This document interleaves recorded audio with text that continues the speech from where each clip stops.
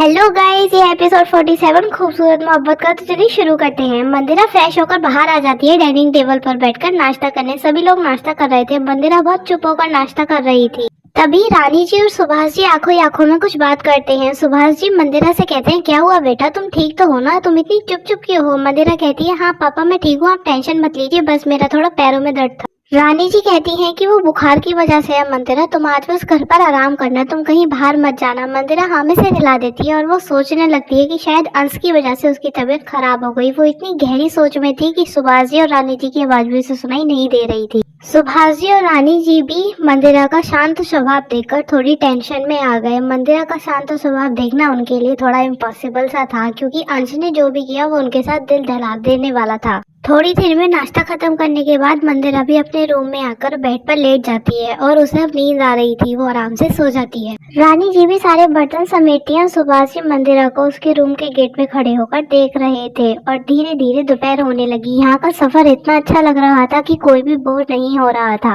और धीरे धीरे मौसम भी बदलता जा रहा था। और इधर मनाली का हाल भी धीरे धीरे बुरा होता जा रहा था और मनन भी अपनी गपशप में लगा हुआ था। मनाली तो बस अपने अतीत के बारे में सोच रही थी, जिसने उसके माँ बाप और भाई को छीन लिया। सोचते सोचते उसकी आंखों में आंसू आ गए और वो सोचने लगी कि काश वो भी उसी दिन उन लोगों के साथ ही खत्म हो जाती। इतना दुख झेलने से अच्छा है कि वो भी उसी दिन मर जाती, तब किसी का डर नहीं रहता और ना ही किसी की बेरुखी सहन करनी पड़ती। सोचते ही सोचते मनाली के आंसू उसके गालों पर आ गिरे। आंसू गिरते ही वो हड़बड़ाई और उसने सबसे आंखें छुपाकर अपनी आंखें पोंछ ली और खिड़की से बाहर देखने लगी। मनन तो इतना बोल रहा था कि जैसे उसे पूरी जिंदगी बोलने का मौका ही नहीं मिलने वाला है, और अंश भी बीच बीच में चुटकुले सुना रहा था और सब लोग हंस हंस के ठाके लगा रहे थे। लेकिन मनाली का इस सबसे कोई वास्ता नहीं था। अंश ने उसको मिरर में देखा तो वो मनाली से बोल पड़ा, क्या हुआ परी जी, ऐसे चुप क्यों बैठी हैं आप? मनाली पे वो हड़बड़ाते हुए जवाब देती है, कुछ नहीं, बस मौसम को देख रही थी। अब मनन ने भी मनाली की तरफ गौर किया तो उसने उसकी आंखों में नमी देखी तो वो थोड़ा घबरा गया। उसने मनाली से पूछना चाहा पर अंश और रिद्धिमा का ख्याल आते ही वो चुप गया। उसने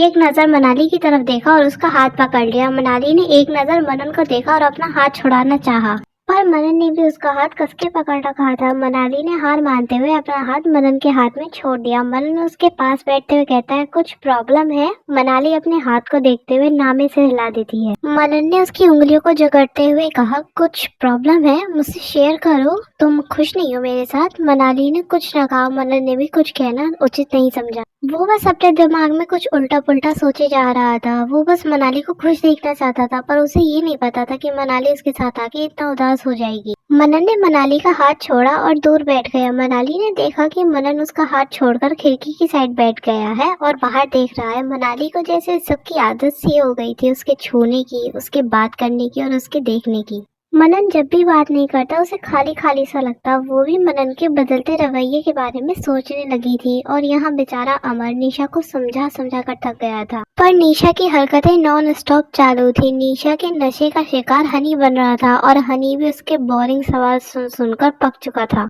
तभी अमर ने सैम से पीछे रखी एक बोतल निकालने को कहा। सैम ने बोतल निकाली तो उसने देखा कि वो सोडा था। अमर को पता था कि निशा ऐसी हरकतें करेगी, इसलिए वो खास निशा के लिए ही लेकर आया था, इसीलिए वो सारे जुगाड़ से आया था। अमर ने सैम से निशा को सोडा पिलाने के लिए कहा और अमर ने बहला फुसला के निशा को सोडा पिलाना शुरू कर दिया। सोडा पीते ही निशा को उल्टी आने लगी। इससे पहले वो हनी के ऊपर उल्टी कर पाती, अमर ने तुरंत गाड़ी रोक दी। पीछे से रवि ने भी गाड़ी रोक दी। अंश ने साइड के मिरर से नजारा देखा तो उसने भी गाड़ी रोक दी और तुरंत गाड़ी की तरफ भागा। मनन का ध्यान भी गया तो मनन भी अमर की तरफ भागा। अमर ने तुरंत गाड़ी से निशा को उतारा और निशा ने वॉमिटिंग कर दी। मनन कहता है कि इसे क्या हो गया, अमर ये इतनी उल्टियाँ क्यों कर रही है? अमर कहता है कि अरे यार, इस पागल ने फुल शराब पी रखी थी, अभी सोडा पिलाया जिससे इसका नशा उतार सके, पर इसे उल्टियाँ आने लगी इसलिए गाड़ी रोक दी। अंश अपना मुंह बनाते हुए कहता है, जब शराब का नशा बर्दाश्त नहीं होता तो इतनी पीती क्यों हो?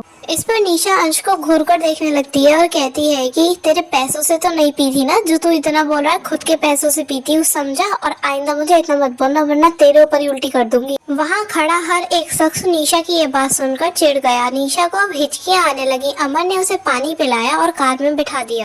निशा का नशा थोड़ा बहुत उतर चुका था। ये देखकर अमर की सांस में सांस आई। अमर ने सैम को गाड़ी चलाने को कहा और सब लोग अपनी अपनी कार में बैठे और फिर से गाड़ी नैनीताल के लिए निकल पड़ी।